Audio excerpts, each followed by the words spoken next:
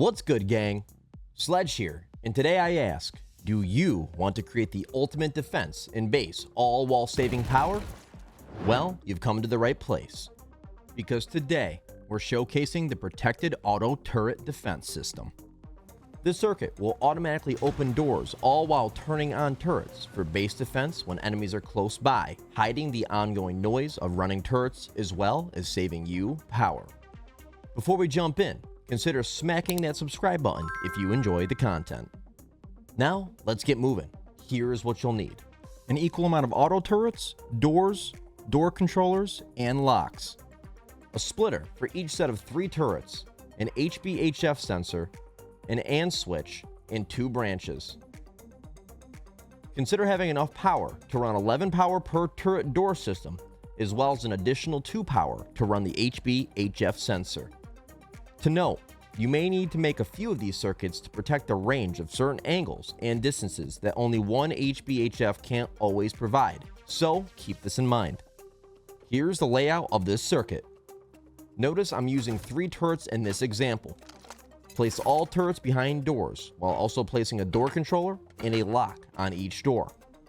After this, copy my item layout on a nearby wall, and consider placing your HBHF in a spot that can detect enemies in range of your turrets.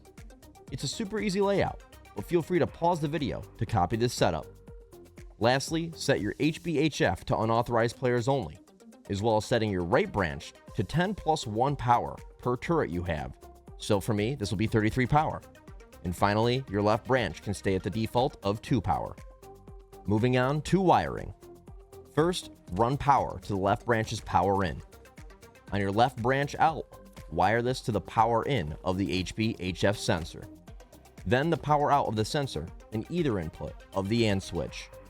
Next, connect the left branch's power out to the power in of your right branch. From here, connect the right branch out to the remaining input of your AND switch. Now, when enemies approach the doors, both the sensor and the right branch's power will trigger your AND switch, sending power to what? You might have guessed it, the doors and turrets. So, let's handle their wiring now. It's simple. First, from the AND switch power out, connect it to the first door controller's power in. Then take your pass-through and connect it to the power in of the next controller, and so on. After this is complete, take the final controller's pass-through and connect it to your splitter. The remaining 30 power of my circuit will be used for the turrets. Connect each splitter power out to each of the turrets, and just like that, this circuit is complete. Now, when enemies approach your doors, they will think they're in the clear, hearing no auto turrets powered on inside. That is, until they get close enough and everything turns on, resulting in your enemy's demise. If these players back up far enough, the doors will close and power down turrets, protecting them from out-of-range attacks and damage. There's a ton of ways to run this circuit, and it's good to keep in mind at times, if the HBHF is destroyed, your turrets will never power on to defend your base.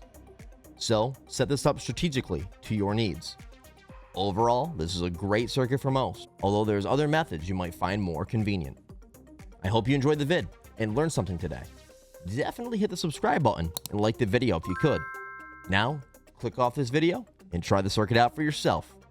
Happy rusting, my friends, and I'll see you on the next one.